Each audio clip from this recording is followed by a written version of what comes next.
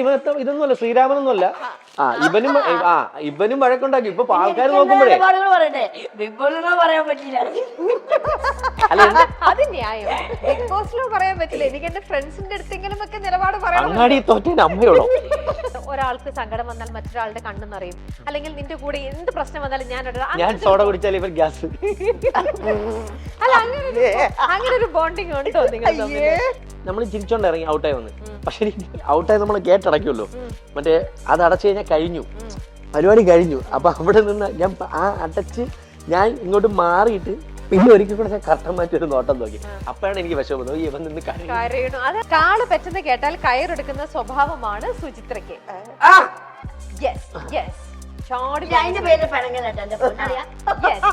ഞാൻ സത്യത്തിൽ യെസ് എന്താ കാണിച്ചേ? യെസ് ആണ് കാണിച്ചേ.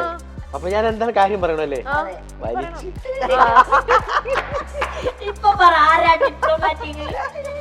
അഖിലിന്റെ മുൻകോപം ചിലപ്പോഴൊക്കെ പണിയായിട്ടുണ്ട്. എപ്പോഴും ഇവിടെ നിന്നിടാ ഇവിടെ വടാ എന്ന് പറഞ്ഞ് വിളിച്ചു വരുത്തി അടി ഉണ്ടാക്കിയിട്ട് സൗഹൃദത്തെ തെറ്റായി വ്യാഖ്യാനിക്കുന്ന ഒരു സമൂഹത്തിന്റെ കൂടെയാണ് നമ്മൾ സഞ്ചരിക്കുന്നത്. എടുത്ത് പൊക്കണം. സെക്രട്ടറിയുടെ ഫ്രണ്ടിൽ ഇരിക്കും പോലെ ഒരു ആണും പെണ്ണും നിന്ന് സംസാരിക്കുന്നു. അവര് കൂട്ടുകാരെന്ന് പറയാനല്ല അവർക്കിഷ്ടം. അവർക്കിഷ്ടം അവർ തമ്മിൽ എന്തോ കണക്ഷൻ ഉണ്ട് കേട്ടോ എന്ന് പറയാൻ ഇഷ്ടം. അതാണ് ഈ പിന്നെ വേറെ പരിപാടികളായിട്ടൊക്കെ മാറി എങ്ങോട്ടെങ്കിലൊക്കെ പോകും.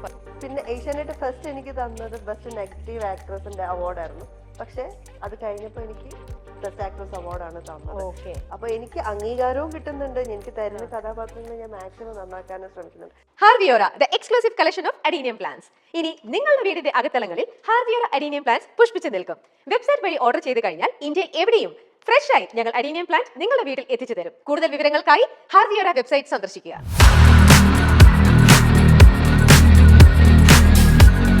നമുക്കിനി അടുത്ത ഗെയിമിലേക്ക് പോവാം കേട്ടോ. അടുത്ത ഗെയിം എന്ന് പറയുന്നത് യെസ് ഓർ നോ ആണ്. ഇതാ 3 പേരും ഓരോ യെസ് ഓർ നോ ബോർഡൊക്കെ വെച്ച് ഞാൻ ചോദിക്കുന്ന ആൻസറിന് യെസ് ആണെങ്കിൽ യെസ് കാണിക്കണം, നോ ആണെങ്കിൽ നോ കാണിക്കണം. ഓക്കെ, ഏറ്റവും കൂടുതൽ തവണ നോ നിങ്ങൾ കാണിക്കുകയാണെങ്കിൽ അതിനും ഒരു പനിഷ്മെന്റ് തരും. ഇവിടെ എല്ലാത്തിനും പനിഷ്മെന്റ് ആണ് കേട്ടല്ലോ. അത് ഞങ്ങളുടെ വ്യക്തി സ്വാതന്ത്ര്യം. അതൊന്നും പറഞ്ഞിട്ട് വരില്ല. നിലപാട് വ്യക്തി സ്വാതന്ത്ര്യം ഇതൊക്കെ അകത്ത് വെച്ച് പറഞ്ഞിരുന്നു. എന്ത് വേണമായിരുന്നു നിലപാട് അവിടെ ചെന്ന് പറയാൻ അറിയണ്ടേ? ശരി, ഓക്കെ. ടീച്ചർ അടിക്കുന്നേ. അതെ, ബിഗ് ബോസ് മലയാളം സീസൺ 6 അർഹതയുള്ളവരാണ് ടോപ്പ് 5-ൽ എത്തിയത്. Yes or no? ഇതൊന്ന് ഓണോ? 6 അല്ലേ? 6 അല്ലേ? നോ. 6-ല് അർഹതയുള്ളവരാണ് ടോപ്പ് 5-ൽ എത്തിയത്. അയ്യോ, അത് ചെറിയൊരു പ്രശ്നമുണ്ട്. ടോപ്പ് 5-ലാ? ഓക്കെ, സോറി കറക്റ്റാ. ആണോ? അപ്പൊ എന്തായിരുന്നു ഉദ്ദേശിച്ചത്? എന്താ അറിയാമോ, വേറെയും അർഹതയുള്ളവര് നേരത്തെ ഔട്ടായി പോയിട്ടുണ്ട്. അതുകൊണ്ട് അതെനിക്കൊരു വന്നതെല്ലാരും ഡിസർവ്ഡ് ആണ്.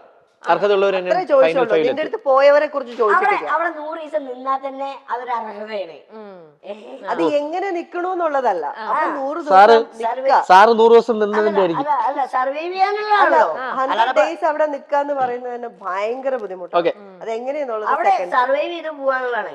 ഇവരെല്ലാരും അവിടെ മറ്റേ മല മറിക്കുന്നത്. അദ്ദേഹം ഫൈനലിൽ വരെ നിന്ന് സഹിച്ച മനുഷ്യനുണ്ടോ? അതെ, അത് നിന്ന ഒരാളാണ്. ആ സഹനത്തിന്റെ അഹങ്കാരാണ് മതി. എന്നാ ഞാൻ ചോദിക്കട്ടെ, ഇപ്പം എത്ര നേരം നമ്മളെല്ലാം പറയുമ്പോൾ നിങ്ങൾ 3 പേരെ വെച്ച് പറഞ്ഞാൽ, അല്ലെങ്കിൽ സുചിത്രനെ വെച്ചിട്ട് അഖിലിന്റെ കൂടെ പറയുമ്പോൾ നിങ്ങൾക്ക് അതൊരു കോൺട്രവേഴ്സി വേറെ ഓരോ ഇങ്ങനെയെന്നൊക്കെ പറഞ്ഞു. നമുക്ക് സുചിത്രനെ അങ്ങ് മാറ്റി നിർത്താം. ഞാൻ നിങ്ങളുടെ 2 പേരുടെയും കാര്യം വെച്ച് തന്നെ ചോദിക്കുകയാണെങ്കിൽ, ഈ ഒരു സുഖിലിനെ മാത്രം എടുക്കുകയാണെങ്കിൽ നിങ്ങൾ തമ്മിലുള്ള ബോണ്ടിങ് എന്ന് പറഞ്ഞാൽ ശരിക്കും നിങ്ങളൊരു അമ്മ പെറ്റ മക്കളെ പോലെ ഭയങ്കര നല്ലൊരു ബ്രദർലി ഒരു അറ്റാച്ച്മെന്റ്, അങ്ങനെയൊക്കെ നിങ്ങൾക്ക് ഒരാൾക്ക് സങ്കടം വന്നാൽ മറ്റൊരാളുടെ കണ്ണു നിറയും. അല്ലെങ്കിൽ നിന്റെ കൂടെ എന്ത് പ്രശ്നം വന്നാലും ഞാൻ സോഡ കുടിച്ചാൽ ഇവർ ഗ്യാസ്. അല്ല, അങ്ങനെ ഒരു ബോണ്ടിങ് ഉണ്ടോ നിങ്ങൾ തമ്മിൽ? ഉണ്ട്. അത് ഞാൻ ഇപ്പൊ എനിക്ക് 3 അനിയന്മാരാണ്. സ്വന്തമായിട്ട് ഒരു അനിയൻ അല്ല, സ്വന്തമായിട്ട് മീൻസ് ബ്ലഡ് റിലേഷൻ ഒന്ന്, പിന്നെ 2 മാമിയുടെ മക്കള്, മാമന്റെ മക്കള് 2 പേരുണ്ട്. അപ്പം ഇപ്പൊ ഞാൻ എന്റെ അടുത്ത് ഇപ്പൊ അതിലൊരാളെ പോലെയാണ് എനിക്ക്. ചോദിച്ചാലും എനിക്ക് ആ അനിയന്മാരുടെ കൂട്ടത്തിൽ തന്നെയാണ് അവനും. അത് അകത്തും അങ്ങനെ തന്നെയായിരുന്നു. അതുകൊണ്ടാണ് എനിക്ക് തോന്നുന്നത് ഞാൻ പോകാൻ സമയത്ത് എനിക്ക് ഇവന്റെ ഏറ്റവും വലിയ ആഗ്രഹം എന്ന് പറയുന്നത് ഫൈനൽ 100 ദിവസം ആ വീട്ടിൽ നിൽക്കണമെന്ന് മാത്രമേ ഇവൻ പറയുള്ളൂ എപ്പോഴും. അല്ല, എനിക്ക് വിന്നർ ആവണമെന്നൊന്നും പറഞ്ഞിട്ടില്ല. എനിക്ക് ആ വീട്ടിൽ 100 ദിവസം നിൽക്കണം. അപ്പം ഞാൻ ഔട്ടായി പോകുന്ന സമയത്ത് എനിക്ക് എവിടെയോ എനിക്ക് ഫീൽ ചെയ്ത് ചിലപ്പോ മേ ബി എന്റെ ഇരിക്കുന്ന ക്യാപ്റ്റൻ ബാൻഡ് ഇവന് കൊടുത്തിട്ട് പോയില്ലെങ്കിൽ ചിലപ്പോ ഇവൻ പിന്നെ അങ്ങോട്ട് വരുമ്പോ ഇവൻ ഒരിക്കലും വിന്നർ ആവണമെന്ന് ഞാൻ അവിടെ കളിച്ചിട്ടില്ല. അപ്പൊ സ്വാഭാവികമായിട്ടും ആൾക്കാർ ചിന്തിക്കുമ്പോ ഇത് തന്നെയായിരുന്നു ഞാനും ചിന്തിച്ചത്. ഞാൻ പോയ സമയത്തും ഞാൻ ക്യാപ്റ്റൻ ആയിരുന്നു. ആ ക്യാപ്റ്റൻസി ബാൻഡ് ഉണ്ടെങ്കിൽ 1 വീക്ക് കൂടെ നമുക്ക് നോമിനേഷൻ ഇല്ലാതെ പോവാം. നോമിനേഷൻ ഫ്രീ ആയിട്ട് കിട്ടും. അത് അവന് കിട്ടി. 2 ഞാൻ പോകുന്ന സമയത്ത് എന്റെ ക്യാപ്റ്റൻ ബാൻഡും ഞാൻ അവന് കൊടുത്തിട്ട് പോന്നു. അപ്പം അത് കൊടുക്കാനുള്ള കാര്യം എന്ന് പറഞ്ഞത് ഒന്ന് ഗെയിമായിട്ട് ചിന്തിച്ചിട്ടല്ല, അല്ലാതെ അവൻ അതല്ലെങ്കിൽ അവന് കൊടുക്കും. 100 ദിവസം അവിടെ നിൽക്കണം. അപ്പൊ ഇവൻ 100 ദിവസം നിർത്താൻ ഇത് ഭയങ്കരമായിട്ട് ഹെൽപ്പ് ചെയ്തിട്ടുണ്ട്. കാര്യം ആ സമയത്ത് ഈ ആൾക്കാർ ഇത് ഭയങ്കര ഈ സീസണെക്കാളുമൊക്കെ ഭയങ്കരമായിട്ട് തിങ്ക് ചെയ്തൊരു സീസണാണ് സീസൺ 4. അപ്പം ആൾക്കാർ ചിന്തിച്ചു വരുമ്പോൾ ഫൈനൽ 5 എത്തുമ്പോ ചിലപ്പോ വേറെ പ്ലേയേഴ്സ് ഉണ്ടല്ലോ, അപ്പൊ അവരാരെങ്കിലും നിക്കട്ടെ, സൂരജ് നിക്കണ്ടെന്ന് ജനങ്ങൾ ചിന്തിച്ചു പോയി ചിലപ്പോ ഇവൻ 100 ദിവസം തന്നെ കംപ്ലീറ്റ് ചെയ്യുമ്പോൾ അത് പുറത്തു പോകും. അപ്പൊ അതിന് കറക്റ്റ് ഒരു ഓട്ടത്തില് ഞാൻ എന്റെ ക്യാപ്റ്റൻ ബാൻഡൊക്കെ കൊടുത്തിട്ട് പോകുന്നത് അത് അവന് ഭയങ്കര ഗുണം ചെയ്തിട്ടുണ്ട്. ഞാൻ ചോദിക്കട്ടെ സൂരജിന്റെ അടുത്ത്, ഞാനിപ്പോ അന്ന് ആ സീസൺ കണ്ടതാണ്. പറയാം, ഞാൻ ചോദിക്കാം, അതിലേക്ക് തന്നെ എത്താം. ഞാൻ അന്നത്തെ സീസൺ കണ്ടപ്പോൾ ആദ്യം ഔട്ടായത് സുചിത്രയായിരുന്നു നിങ്ങളുടെ ഗാങ്ങിൽ നിന്ന്, പിന്നീട് ഔട്ടായത് അഖിലാണ്. അത് അപ്പം നിങ്ങളിലെല്ലാം കഴിഞ്ഞപ്പോ ലാസ്റ്റ് അവിടെ നിങ്ങളുടെ ആ ഒരു ഫ്രണ്ട്ഷിപ്പ് അവിടെ നിന്ന് തന്നെ ആ ഒരു ബോണ്ടിങ് തുടങ്ങി കഴിഞ്ഞു. അത് കഴിഞ്ഞപ്പോ സൂരജ് അവിടെ ഒറ്റപ്പെടുകയാണ്. അപ്പൊ അഖിലും കൂടെ ഔട്ടായി എന്ന് കണ്ടു കഴിഞ്ഞപ്പോൾ അന്ന് എന്നെ പോലെ പ്രേക്ഷകർ കണ്ടു കഴിഞ്ഞപ്പോൾ സൂരജ് അവിടെ ഇരുന്ന് കരയായിരുന്നു. അഖിൽ പോയി, അത് കഴിഞ്ഞിട്ട് എല്ലാം കഴിഞ്ഞിട്ട് ലാസ്റ്റ് 5 ആ ക്ലൈമാക്സ് ആ ഫിനാലയുടെ സമയത്ത് അഖിൽ വന്നപ്പോഴത്തേക്ക് അഖിലിനെ കണ്ടതേ സൂരജ് കെട്ടിപ്പിടിച്ച് അഖിലേട്ടാന്നും പറഞ്ഞുകൊണ്ട് അങ്ങനെ ആ ഒരു ഇമോഷണൽ സീനൊക്കെ കണ്ട ആൾക്കാരാണ് ഞാൻ.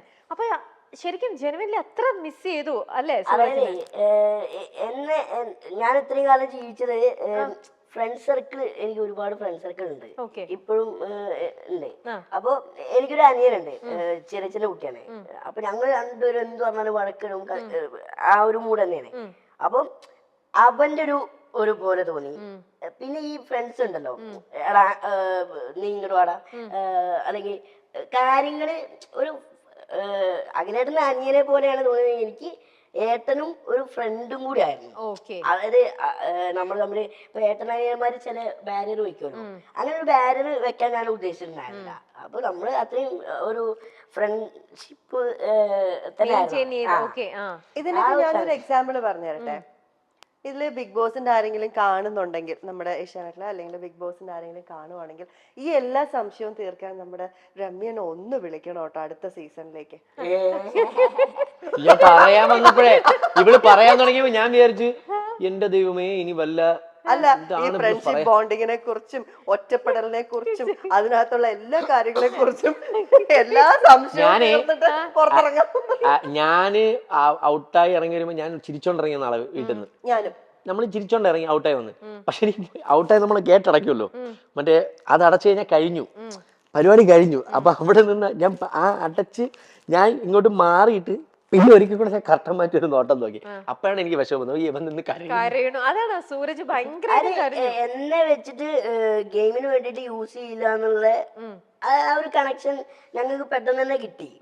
അത് രണ്ടുപേരും അത്രയും പേഴ്സണൽ ചില സാധനങ്ങൾ പറയേണ്ട അവസ്ഥ വരുമല്ലോ, പക്ഷെ അത് ഒരിക്കലും ഗെയിമില് യൂസ് ചെയ്യില്ല. അതാണ് നമ്മൾ അവിടെ നോക്കേണ്ടത്. ആ ഒരു സാധനം കിട്ടിയായിരുന്നു അവിടെ. ഓക്കെ, ശരി. ഇനി അടുത്തതിലേക്ക് അതിനെ വിളിച്ച പോവോ? ഞാനോ? ഇല്ല, ഇങ്ങനെയൊക്കെ പറയുക ഇല്ല. ഇനി അടുത്തത്, കാള് പെട്ടെന്ന് കേട്ടാൽ കയറെടുക്കുന്ന സ്വഭാവമാണ് സുചിത്രയ്ക്ക്.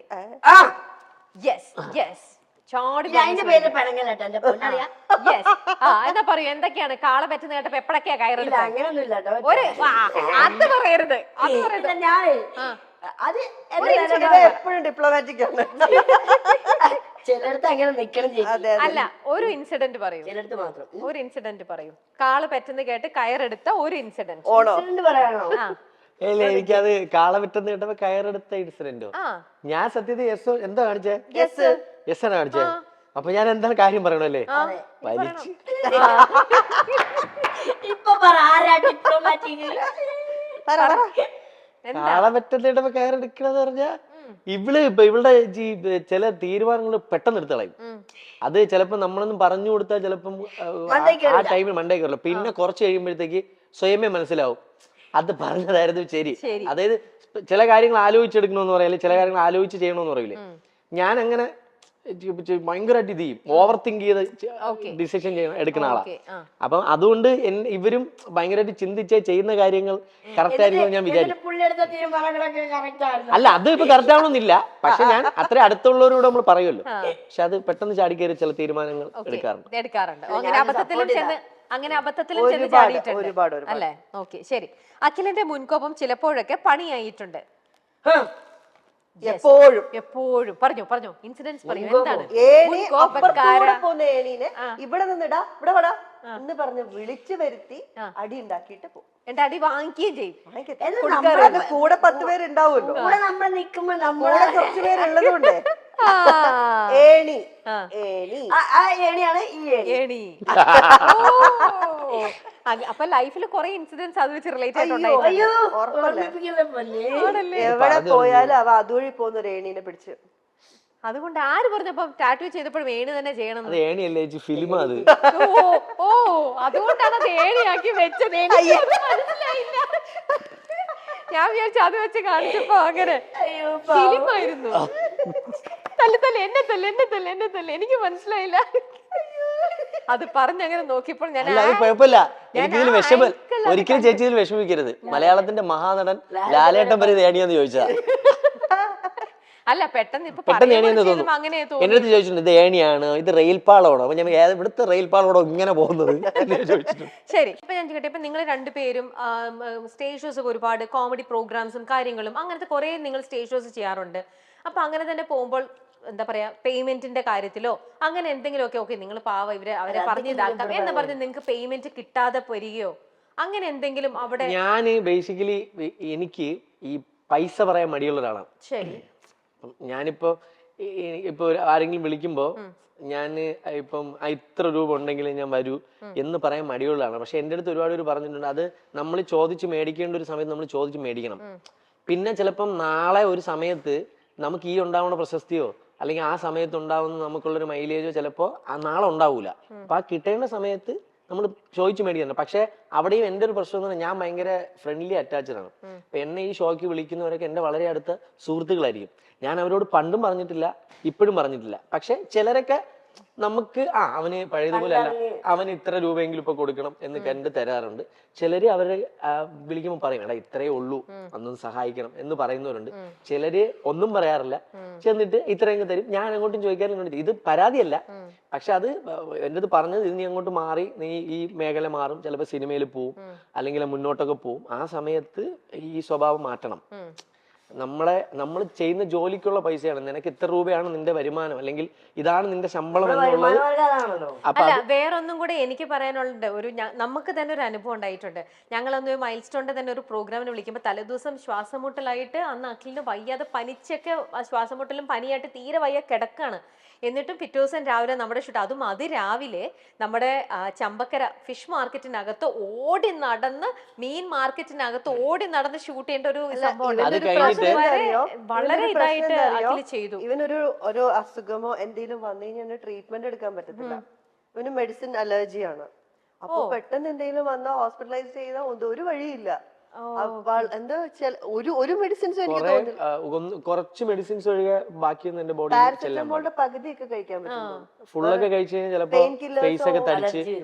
ബിഗ് ബോസിനകത്ത് അവസ്ഥ വന്നിട്ടുണ്ട്, മുഖമൊക്കെ അലർജിക്കാണ് പല മെഡിസിൻസ്. അതെ, പക്ഷെ ഈ ചെയ്ത കമ്മിറ്റ്മെന്റിനോട് അത് കാണിക്കുന്നത്, അത് ഞാൻ കണ്ടതാ നമ്മുടെ പ്രോഗ്രാമിന്റെ അടുത്ത്. എനിക്ക് ഓർമ്മയുണ്ട്, ഞാൻ അവിടെ വരുമ്പോ ഈ നമ്മുടെ ചമ്പക്കര മാർക്കറ്റിലെ ഫുള്ള് കുറെ മറ്റേ ട്രഷർ ഹണ്ടും മറ്റേ തണുത്ത പരിപാടിയിലാണല്ലോ മൊത്തം. മറ്റേ ഐസ് ക്യൂബ് എന്തൊക്കെയോ ഉണ്ടായിരുന്നു. പിന്നെ ഫിഷ് ക്ലീൻ ചെയ്തിട്ടുള്ള പരിപാടി.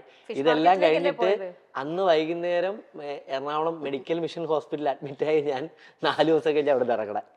എനിക്ക് ഇപ്പോഴും ഓർമ്മയുണ്ട്. അന്ന് അവിടെ കിടന്നിട്ട് എനിക്ക് ട്രീറ്റ് ചെയ്യാനും പറ്റുന്നില്ല. എനിക്ക് വീണ്ടും അലർജി ടെസ്റ്റ് ഒക്കെ വീണ്ടും ചെയ്ത് കുറെ കഴിഞ്ഞ് അവസാനം എനിക്ക് ശ്വാസം മുട്ടലുള്ള ഒരു മരുന്നും കണ്ട് കിട്ടി എനിക്ക് തരാൻ പറ്റുന്ന. അത് 4 ദിവസം പിന്നെ ട്രിപ്പൊക്കെ ഇട്ട് അങ്ങനെയാണ് അത് ചെയ്തത്. പക്ഷെ ഡെഡിക്കേഷൻ സമ്മതിച്ചു കൊടുക്കണം കേട്ടോ. ഭയങ്കര നല്ല ഒരു ഡെഡിക്കേറ്റഡ് ആണ് ഭയങ്കരമായിട്ടും.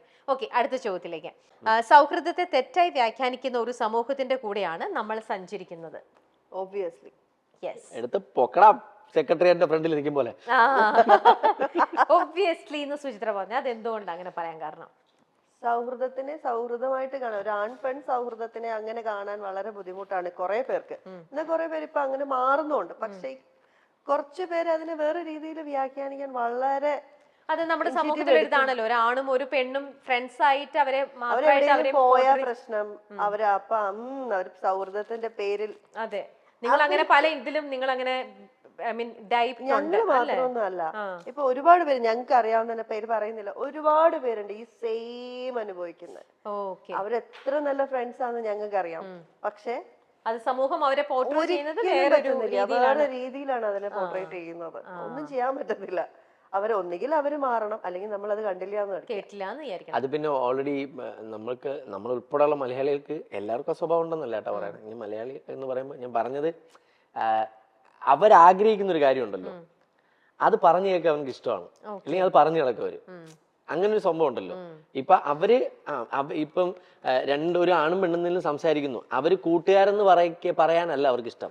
അവർക്കിഷ്ടം അവർ തമ്മിൽ എന്തോ കണക്ഷൻ ഉണ്ട് കേട്ടെ എന്ന് പറയാൻ ഇഷ്ടം. അതാണ് ഈ പിന്നെ വേറെ പരിപാടികളായിട്ടൊക്കെ മാറി അങ്ങോട്ടെങ്കിലൊക്കെ പോകുന്നത്. ഓക്കെ, ശരി. അടുത്തത്, സീരിയൽ ഇനി ചെയ്യില്ല എന്ന് സുചിത്ര പറഞ്ഞ പ്രസ്താവന തെറ്റായി പോയെന്ന് പിന്നീട് തോന്നിയിട്ടുണ്ട്. ഞങ്ങൾ മൂന്നുപേരും കാണിക്കണോ? നിങ്ങൾക്ക് ഫ്രണ്ട്സ് അല്ലേ, നിങ്ങൾക്കും അറിയായിരിക്കുമല്ലോ. ചെയ്യില്ലെന്ന് ഞാൻ പറഞ്ഞിട്ടില്ല. അങ്ങനെയല്ലേ അന്ന് പറഞ്ഞത്? ഇപ്പൊ നിലവിൽ ചെയ്യുന്നില്ല എന്നേ പറഞ്ഞുള്ളൂ. ആണോ? ഇനി ചെയ്യത്തേ ഇല്ല എന്നല്ല പറഞ്ഞേ. തൽക്കാലം ചെയ്യുന്നില്ല. അതായത് കുറച്ച് മൂവീസ് ഒക്കെ വിളിക്കുന്നു, അതിന്റെ ഇതിലായതുകൊണ്ട് ഞാൻ കുറച്ച് നാള് സിനിമ എന്ന് പറഞ്ഞിട്ട്, എന്നിട്ട് ഒരു കാരണവശാലും സീരിയൽ ചെയ്യില്ല എന്ന് ഞാൻ എവിടെയും പറഞ്ഞിട്ടില്ല. തൽക്കാലത്തേക്ക് ഒരു ബ്രേക്ക് എടുത്ത് മൂവിയിലേക്ക് പോകണം. അത്രേ ഉള്ളൂ. അപ്പൊ ഇങ്ങനെ ഒരു ഡിസിഷൻ എടുക്കുമ്പോഴേ അതൊക്കെ എപ്പോഴും ഇവരെ പോലെ ഇവരുടെയും കൂടെ എടുത്ത് സംസാരിച്ച് ഇവരുടെയും കൂടെ അവർക്കെല്ലാം അറിയാം. നമ്മളെ ഇപ്പൊ നോർമലി എല്ലാരും വിചാരിക്കുകയാണെങ്കിൽ നമ്മള് മൂന്നുപേരും തമ്മിലുള്ള കോൺവെർസേഷൻസ് കൂടുതലും നമ്മുടെ ഈ സൗഹൃദപരമായ കാര്യങ്ങളായിരിക്കും എന്ന് എല്ലാരും വിചാരിക്കും. അല്ലല്ല, 70% നമ്മുടെ കരിയർ പരമായിട്ടും അല്ലെങ്കിൽ ഇനി നെക്സ്റ്റ് കാര്യങ്ങള്, അല്ലെങ്കിൽ നമ്മളിപ്പോ എന്തെങ്കിലും പുതിയ കരിയർ അല്ലാതെ നമുക്ക് എന്തെങ്കിലും ബിസിനസ് പരമായിട്ടുള്ള കാര്യങ്ങൾ, നമുക്ക് എന്തെങ്കിലും പുതിയതായിട്ട് തുടങ്ങണം, ഇതല്ലാതെ നമുക്ക് സത്യം എന്തൊക്കെ പ്ലാൻ ചെയ്യുന്നുണ്ട്. അങ്ങനെയുള്ള കാര്യങ്ങൾ നമ്മൾ കൂടുതൽ സംസാരിക്കാറ്. അതുപോലെ ഇപ്പം എന്തെങ്കിലും ഇപ്പൊ ഇവൾക്ക് ഇടയ്ക്ക് ഒരു സ്റ്റോറി അടുത്തൊരു പടത്തിന് വേണ്ടിയിട്ട് സ്ക്രിപ്റ്റ് കൊണ്ടുകൊടുത്തപ്പോ അത് ഞാനാ വായിച്ചത്. ഇത്രയുണ്ട് സ്ക്രിപ്റ്റ്, അത് മൊത്തത്തിൽ ഞാൻ വായിക്കാന്ന് പറഞ്ഞാൽ പ്രാക്ടിക്കൽ അല്ല, എന്നെ കൊണ്ട് കുറെ ദിവസം എടുക്കും. ഞാൻ കുറച്ചിങ്ങനെ വായിച്ച് വരുമ്പോ അപ്പൊ ഇവന് നന്നായിട്ട് വായിക്കാൻ അറിയാം. അപ്പൊ ഞാൻ അവന്റെ കൊടുത്തിട്ട് അത് വായിക്കാന്നുള്ളതേ എനിക്ക് പറ്റുള്ളൂ. അത് ചെയ്തു. പിന്നെ ഞങ്ങൾക്ക് ഒരുപാട് പ്രോഗ്രാംസ് വരുന്നുണ്ട് പുറത്തു പോകാനായിട്ട്, US പ്രോഗ്രാംസ് അതും ഇതൊക്കെ. അപ്പൊ ഞങ്ങളുടെ കൂടുതൽ ഡിസ്കഷൻസും ഞങ്ങളുടെ ആ ഒരു രീതിയിലാണ് പൊയ്ക്കൊണ്ടിരിക്കുന്നത്. കരിയർ ഓറിയന്റഡ് ആയിട്ടുള്ള കാര്യങ്ങളും അതൊക്കെയാണ് കൂടുതലും. ഇപ്പൊ സുചിത്ര തന്നെയും സിനിമയിലേക്ക് ഈ സിനിമാ മോഹവുമായിട്ട് ശരിക്കും സിനിമയിൽ ഒരു നായിക ആവണം എന്ന് ആഗ്രഹിച്ചിട്ട് തന്നെയാണ് സിനിമയിലേക്ക് എൻ്റർ ചെയ്തത്. പക്ഷെ അതിനകത്ത് എത്തിക്കഴിഞ്ഞ് കഴിഞ്ഞപ്പോഴും എന്താ പറയാ, ഒരുപാട് എന്താ പറയാ നായികയായിട്ട് അതിലേക്ക് ചെയ്യാൻ പറ്റിയില്ല എങ്കിൽ പോലും ഒരുപാട് അപ്രിസിയേഷൻ, അതിപ്പോ സീരിയലിനാണെങ്കിലും ഇപ്പൊ അവാർഡ് കിട്ടി. അതിനകത്തും എന്താ പറയാ, ചിപ്പി ചേച്ചി ചെയ്ത സീരിയലിന്റെ ഇതിനാണെങ്കിലും അതിനകത്ത് ആദ്യം കാണിക്കുന്നത് നായിക എന്ന് പറഞ്ഞ് കാണിക്കുന്നു. പക്ഷെ അത് കഴിഞ്ഞ ശേഷം കാണിക്കുമ്പോഴത്തെ ആ ക്യാരക്ടറിനെ അവിടെ ഭയങ്കരമായിട്ടും സുചിത്ര അവിടെ പ്ലേ ചെയ്ത് കഴിയുമ്പോഴത്തേക്ക് ആ പപ്പി എന്ന് പറയുന്നത് അവിടെ വലിയ സംഭവമായി മാറുകയാണ്. അപ്പൊ ഫസ്റ്റ് വാനമ്പാടിയിൽ തന്നെ നെഗറ്റീവ് ക്യാരക്ടർ ആയിട്ടാണ് പ്ലേ ചെയ്തത്. പക്ഷെ പിന്നെ അത് പോയിട്ട് അതൊരു ലീഡ് ക്യാരക്ടർ ആയിട്ട് മാറുകയാണ്. ആ ക്യാരക്ടറിനെ അങ്ങനെ ആക്കി. അത് പക്ഷെ ആ ഹീറോയുടെ വൈഫ് ആവുമ്പോ അത് അങ്ങനെ വരുള്ളൂ, ഒബിയസ്ലി അതങ്ങനെ വന്നു. പിന്നെ ഏഷ്യാനെറ്റ് ഫസ്റ്റ് എനിക്ക് തന്നത് ബെസ്റ്റ് നെഗറ്റീവ് ആക്ട്രസിന്റെ അവാർഡായിരുന്നു. പക്ഷെ അത് കഴിഞ്ഞപ്പോ എനിക്ക് ബെസ്റ്റ് ആക്ട്രസ് അവാർഡാണ് തന്നത്. അപ്പൊ എനിക്ക് അംഗീകാരവും കിട്ടുന്നുണ്ട്. എനിക്ക് തരുന്ന കഥാപാത്രങ്ങളെ ഞാൻ മാക്സിമം നന്നാക്കാനും ശ്രമിക്കുന്നുണ്ട്. അതിപ്പോ നമ്മുടെ മലൈക്കോട്ടയിൽ കുറച്ചേ ഉള്ളൂ ആണെങ്കിൽ, ഈ മലൈക്കോട്ടയിൽ കിട്ടിയ ആ ചാൻസ് കിട്ടിയത് ബിഗ് ബോസിൽ പോയി കഴിഞ്ഞപ്പോഴത്തേക്ക് ലാലേട്ടൻ പറഞ്ഞ് അല്ല. ആ മലൈക്കോട്ട് നമ്മുടെ ലിജോ സാറ് ബിഗ് ബോസിന്റെ സ്ഥിരം പ്രേക്ഷകനാണ്. ലിജോ സാറ് നമ്മുടെ സീസണിൽ തന്നെ വേറെ ആരുണ്ടൊക്കെയോ ലിജോ സാറ് വേറെ പല സിനിമയിലും ഇത് വെച്ചിട്ടുണ്ട്. ലിജോ സാർ എല്ലാ സീസണും കാണാറുണ്ട്. അപ്പൊ ഞാൻ ഇങ്ങനെ വേറൊന്ന് കേട്ടെന്ന് വെച്ചാൽ അതിനകത്ത് എന്നിട്ട് സുചിത്രേന്റെ നായികയായിട്ടായിരുന്നു ആ സിനിമയിലേക്ക് വേണ്ടിയിട്ട് വിചാരിച്ച് സുചിത്ര ചെന്ന് കഴിഞ്ഞപ്പോൾ നായികയുടെ ക്യാരക്ടർ അല്ല കിട്ടിയത് ഈ വാല്യുബിളിൽ തന്നെ. അങ്ങനെ എന്തെങ്കിലും ഒരു ഇൻസിഡന്റ് ഞാൻ അറിഞ്ഞിട്ടില്ല. അങ്ങനെയൊന്നുമില്ല. ഫസ്റ്റ് തന്നെ ഈ ക്യാരക്ടറിന്റെ കാര്യം ഇതാണ്, ഈ പേര് പറഞ്ഞു, ഡ്രസ്സ് നോക്കി ഇതെല്ലാം കഴിഞ്ഞ് കൺഫേം ചെയ്തിട്ടാണ് അവിടെ പോകുന്നത്. ഓ അങ്ങനെയാണല്ലേ, നമ്മൾ കേട്ട വേറൊരു വേർഷൻ കേട്ടിട്ടുണ്ട്. അയ്യോ അതങ്ങനെ ഒന്നുമല്ല. അതൊന്നുമല്ല, ഇങ്ങനെ തന്നെയായിരുന്നു. ഓക്കെ ശരി പോട്ടെ. ഇനി അഖിലിന്റെ പുതിയ എന്തൊരു കോമഡി പരിപാടിയും സംഭവങ്ങളൊക്കെ വരണു എന്നൊക്കെ പറഞ്ഞു, അടുത്ത സീസണും കോമഡി സ്റ്റാറിന്റെ. അത് കോമഡി സ്റ്റാർസ് വീണ്ടും വരുന്നു കേട്ടിട്ടുള്ളൂ. ഞാനതിലുണ്ടോ അല്ലെങ്കിൽ ഞാൻ ഉണ്ടോ എന്നുള്ളത് കൺഫേം ആയിട്ടില്ല. ഉണ്ടെങ്കിൽ അത് എന്തായിട്ടായിരിക്കും എന്നുള്ളത് കൺഫേം ആയിട്ടില്ല. ഷോ കറക്റ്റ് വരുന്നുണ്ടോന്നും ഇപ്പോഴും അതിന്റെ ഫൈനൽ തീരുമാനമായിട്ടില്ല. സിനിമയുടെ കാര്യമാണെങ്കിലും ഇപ്പൊ മന്ദാകിനി നല്ല രീതിയിൽ റെസ്പോൺസ് ഉണ്ട്, നല്ല രീതിയിൽ പോകണം. ഇനി അടുത്ത ഏതെങ്കിലും മൂവി കമ്മിറ്റ് ചെയ്തിട്ടുണ്ടോ? പറയാറായിട്ടില്ല, എനിക്കൊരു കുറച്ച് പരിപാടികളുണ്ട്. അപ്പൊ അത് എന്തായാലും ഡിസ്കഷൻസ് ഒക്കെ നടക്കും. ഓക്കെ ശരി, നമുക്ക് എന്നാ അടുത്ത ചോദ്യത്തിലേക്ക് കിടക്കാം. ലാസ്റ്റ് ചോദ്യമാണ് കേട്ടോ. സുചിത്രയുടെ ഭക്ഷണത്തോടുള്ള കമ്പം കൂടെയുള്ളവർക്ക് എന്താ തലവേദന ആയിട്ടുണ്ട്. അത്ര ഭക്ഷണപ്രിയാണോ? അല്ല. പിന്നെ ഒരു കാര്യമുണ്ട്, നമ്മള് ഒരുമിച്ച് യാത്ര പോവാണെങ്കിൽ നമ്മളെ കഴിപ്പിക്കും, അവരെ കഴിപ്പിക്കും. അത് ഇച്ചിരി ഞാൻ ഇവരെ കഴിപ്പിക്കുന്നത് അവർക്ക് നിർബന്ധിച്ച് കഴിപ്പിക്കും. സുചിത്ര കുക്ക് ചെയ്ത് ഭക്ഷണം നിങ്ങൾ കഴിച്ചിട്ടുണ്ടോ? ഒരുപാട്. നല്ല കുക്കാണോ? ഏതാ ഏറ്റവും നല്ല ഭക്ഷണം? ഇപ്പൊ തന്നെ വണ്ടിയിൽ ഇരിപ്പുണ്ട്.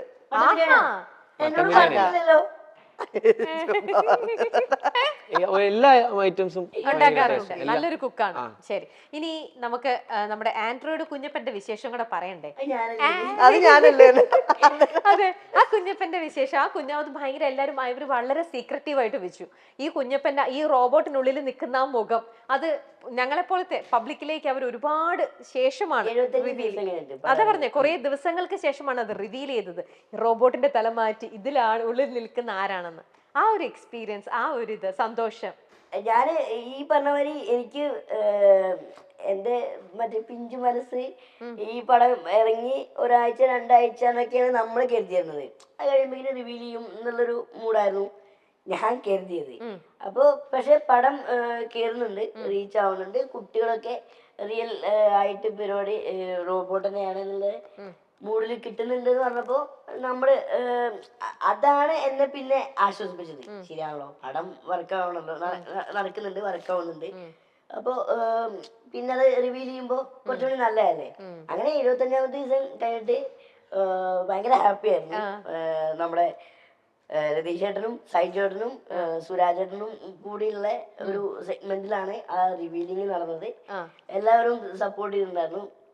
അപ്പൊ ഭയങ്കര സന്തോഷായി. അപ്പൊ ആദ്യമേ ഒന്ന് വിഷമിച്ചാലും പിന്നീട് കിട്ടിയപ്പോ സന്തോഷം വലിയൊരു സന്തോഷമായി മാറി അല്ലേ? ഇവന്റെ ആൻഡ്രോയിഡ് കുഞ്ഞപ്പന്റെ ഞാൻ ഒരുപാട് വട്ടം ഇവന്റെ അടുത്ത് അങ്ങോട്ട് ചോദിച്ചിട്ടുണ്ട് അതിന്റെ പരിപാടികൾ എങ്ങനെയായിരുന്നു എന്നുള്ളത്. കാര്യം ആ സമയത്ത് നമ്മള് പരിചയമില്ല, പരിചയമുണ്ട്, അറിയില്ല, സംസാരിക്കാറില്ല. ഭയങ്കര സ്ട്രഗിൾ ചെയ്തിട്ടാണ് അവന് ക്യാരക്ടർ ചെയ്തത്. അത് ഭയങ്കര വെയിറ്റ് ഉള്ള ഒരു സാധനമാണ് റോബോട്ട്. അത് ഇവനെ മുംബൈക്ക് കൊണ്ടുപോയി അവിടുന്ന് ഇവനെ നിർത്തി. നമ്മളെപ്പോഴും ട്രാവൽ ചെയ്യേണ്ട ആവശ്യമില്ലല്ലോ. ഇത് മോൾഡ് ഉണ്ടാക്കി അതിന്റെ മേലെയാണ് ഇത് ഫിറ്റ് ചെയ്ത്. ഫൈബറും പ്ലാസ്റ്റിക്കും അല്ലാത്ത വേറെ എന്തൊരു മെറ്റീരിയലാണ്.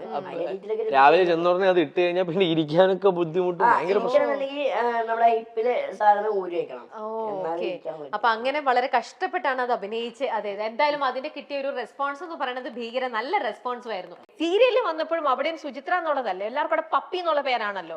പപ്പിനെ ആർക്കും ഇഷ്ടമല്ല. പപ്പി അങ്ങനെയാണ്, പപ്പി ഇങ്ങനെയാണ്. പക്ഷെ വീട്ടിൽ വളർത്തുന്ന പപ്പി ഇഷ്ടമാണ്, പക്ഷെ വാനമ്പാടിയിലെ പപ്പി ഇഷ്ടമല്ല. വാനമ്പാടി പപ്പിക്ക് ഒരു എന്താ പറയാ, എല്ലാത്തിനും എതിർത്ത് നിൽക്കുന്ന ഒരു സ്ട്രോങ് ആയിട്ടുള്ള ഒരു ക്യാരക്ടർ ആണെങ്കിലും എല്ലാവർക്കും ഇങ്ങനെ ഇഷ്ടപ്പെട്ട ഒരു പപ്പി. അത് കണ്ടിട്ടാണ് ആ കഥാപാത്രം പോലെ അകത്ത് കാണിക്കുമെന്ന് വിചാരിച്ചാണ് ബിഗ് ബോസ് എന്റെ ക്യാരക്ടർ. ആ പപ്പിന്റെ ക്യാരക്ടറേ അല്ല. അപ്പൊ ഞാൻ ഈ 100 ദിവസം നിൽക്കും എന്നുള്ള ഒരു പ്രതീക്ഷയിലാണ് ഞാൻ ഇവിടെ നിന്ന് പോയത്. പക്ഷേ അതെ, അതെ, എന്റെ ക്യാരക്ടർ ഇതായിരിക്കും എന്നുള്ള വിചാരം എല്ലാവർക്കും ഉണ്ടായിരുന്നു. അങ്ങനെ പോയതാ. പക്ഷെ ഞാൻ അതല്ലല്ലോ, അല്ല, ഞാൻ പപ്പിയല്ല. ഒരു 30 ദിവസം വരെയൊക്കെ ചേച്ചി ഓക്കെ ആയിരുന്നു. 35ാമത്തെ ദിവസം മുതൽ അവിടെ നിന്ന് മാറി വീണ്ടും ഓക്കേ. അച്ഛനെ കാണണമെന്ന് പറഞ്ഞിട്ട് കരച്ചിൽ സത്യം ഞാൻ കരച്ചിൽ തുടങ്ങി. ഓരോ സൈഡിൽ പോയിരുന്നു ഭഗവാനെ ഒന്ന് പുറത്തു വിടുവോ. ശരിക്കും അതൊന്നും വെളിയിൽ വന്നിട്ട് കുറച്ചൊക്കെ എനിക്ക് തോന്നുന്നു വന്നിട്ടുണ്ട്. 24/7 കുറെ കൊറേയൊക്കെ വന്നിട്ടുണ്ട്. പിന്നെ ഇവരുള്ളത് കൊണ്ടാണ് കുറച്ച് കരച്ചില് ആരും കാണാതെ പോയത്. എന്നിട്ട് നിങ്ങൾ ഇങ്ങനെ രണ്ട് എക്സ്ട്രീമിലൊക്കെ നിൽക്കുന്ന ആൾക്കാരാണെങ്കിൽ എങ്ങനെ നിങ്ങൾ ആ ഒരു ഫ്രണ്ട്ഷിപ്പിന്റെ ആ ഒരു ബോണ്ടിങ് അതല്ലേ ഞങ്ങൾക്ക് മനസ്സിലാവാത്തത്. ചക്കിക്കൊത്ത ചങ്കരൻ അതിപ്പോ എന്താ അറിയോ, ഒന്ന് ഇത് എവിടുന്നാണ് ഈ ഒരു കൂട്ട് തുടങ്ങിയതെന്ന് അറിയണമെങ്കിൽ നമ്മൾ ഉറപ്പായിട്ടും വീണ്ടും നമ്മുടെ സീസൺ എടുത്ത് ഒന്നുകൂടെ കാണണം. പക്ഷെ നമ്മൾ മൂന്നുപേരും ഇന്നുവരെ നമ്മുടെ സീസൺ ബിഗ് ബോസ് കണ്ടിട്ടില്ല. അതുകൊണ്ട് എപ്പോഴാ തുടങ്ങിയത് അല്ലെങ്കിൽ എവിടെ വെച്ചാ മൂന്നുപേരും കമ്പനി ആയെന്നുള്ള കറക്റ്റ് റൂട്ട് ഇപ്പോഴും ഓർമ്മയില്ല. ഓർമ്മയിലുള്ള കാര്യങ്ങൾ എന്ന് പറയുന്നത് എപ്പോഴും ഒരു മഞ്ഞ സോഫയില് എന്ത് അവിടെ പ്രശ്നം നടന്നാലും അതിനൊന്നും അതുമായിട്ടൊന്നും ഒരു ബന്ധമില്ലാതെ ഞങ്ങൾ ഇരിപ്പുണ്ട്. അപ്പൊ എങ്ങനെയൊക്കെയോ അങ്ങനെ അവിടുന്ന് ഇവിടുന്ന് ഒക്കെ ചക്കിക്കൊത്ത ചങ്കരന്മാരും ഒക്കെ ആയിട്ട് അങ്ങനെ ഇപ്പൊ സെറ്റ് അന്ന് തുടങ്ങിയ 2 വർഷമായിട്ടുള്ള നല്ല സ്ട്രോങ് ആയിട്ടുള്ള ഫ്രണ്ട്ഷിപ്പ് ആണ്. സ്ട്രോങ് അതായത് ഇതിന്റെ കോമഡി വെച്ചാൽ നമുക്ക് ഫാമിലി ഗ്രൂപ്പ് ഉണ്ട്, വാട്സാപ്പ് ഗ്രൂപ്പ് സുഖിൽ ഫാമിലി. അപ്പം വഴക്കൂടും തെറ്റിപ്പിരും. ഞാൻ പിന്നെ ഇത് വഴക്കൂടിയിട്ട് മറ്റേ ലെഫ്റ്റ് ആവണ പരിപാടിയില്ല. ചേച്ചി എന്നോട് അഖിലേട്ടനോട് എന്തെങ്കിലും ചെറിയ പ്രശ്നത്തില് ലെഫ്റ്റ് ആയി പോയോ, ഞാൻ ഇതൊന്നും അറിഞ്ഞിട്ട് പോലും ഉണ്ടാവില്ല. അപ്പൊ അഖിലേട്ടൻ വിളിച്ചിട്ട് വരും, എടാ അവള് ലെഫ്റ്റ് ആയി പോയോ, അപ്പൊ ആണോ ലെഫ്റ്റ് ആയി പോയോ. അതിനു മുന്നേ ചേച്ചി എന്ന് പറഞ്ഞ ഒരു പാരഗ്രാഫ് പറഞ്ഞു കഴിഞ്ഞു. പറഞ്ഞിട്ടുണ്ടാവും, ഇതൊന്നും അറിയുന്നില്ല. എന്റെ ദേഷ്യം തീർക്കുന്ന മുഴുവൻ ഗ്രൂപ്പിലാണ്. അപ്പൊ ലെഫ്റ്റ് അടിക്കും. പിന്നെ വന്നിട്ട് റിക്വസ്റ്റ് പിന്നെ ഒരു 2 പ്രാവശ്യമൊക്കെ വീണ്ടും ഇവർക്ക് തന്നെ ആഡ് ചെയ്യാൻ പറ്റുള്ളൂ. പിന്നെ ആഡ് ചെയ്യാൻ നോക്കിയാൽ പറ്റില്ല. വീണ്ടും അടുത്ത ഗ്രൂപ്പ് തുടങ്ങും. അങ്ങനെ ഇപ്പൊ 72 ഗ്രൂപ്പായി. എന്താ സുചിത്ര ഇത് ആരെയും പറയണേ. ഹലോ സുചിത്ര മാത്രല്ല ഇൻഫ്ലുവൻസറായി. അപ്പൊ ഞാൻ മുമ്പേ പറഞ്ഞ പോലെ ചക്കിക്കൊത്ത ചങ്കരൻ അല്ലല്ല. എന്നിട്ട് ഇപ്പൊ ലാസ്റ്റ് സ്ട്രോങ് ആയിട്ട് സൂരജ് പറഞ്ഞു, ദൈവത്തോർത്ത് ആരടി കൂടിയാലും ഗ്രൂപ്പ് ലെഫ്റ്റ് ആവരുത്. സത്യം ഞാൻ ഉണ്ടാക്കി മടുത്ത ഗ്രൂപ്പേ. ഇവിടെ നല്ല അടിയടക്കും, നല്ല വഴക്കുണ്ടാവും. പക്ഷെ എല്ലാ ഒരു ദിവസം അല്ലെങ്കിൽ കുറച്ച് മണിക്കൂറുകൾ. എന്ത് കാര്യത്തിനാ നിങ്ങൾ എപ്പോഴും ഇങ്ങനെ വഴക്കുണ്ടാവും? അതെ, ഇപ്പൊ ലാസ്റ്റ് ഇവനുമായിട്ട് വഴക്കുണ്ടായി, എല്ലാരും അങ്ങോട്ടും ഇങ്ങോട്ടും ഉണ്ട് കേട്ടോ. ഇവന് അയ്യോ ഇവ ഹരിചന്ദ്രൻ ഇതൊന്നുമല്ല, ശ്രീരാമനൊന്നുമല്ല. ഇവനും വഴക്കുണ്ടാക്കി. ഇപ്പൊ ആൾക്കാർ നോക്കുമ്പോഴേ ബിഗ് ബോസ് പറയാൻ പറ്റില്ല. അത് ന്യായം. ബിഗ് ബോസിലോ പറയാൻ പറ്റില്ല. എനിക്ക് എന്റെ ഫ്രണ്ട്സിന്റെ അടുത്തെങ്കിലും ഒക്കെ നിലപാട് പറയാം. അങ്ങാടി തോറ്റേന് അമ്മയോടോ.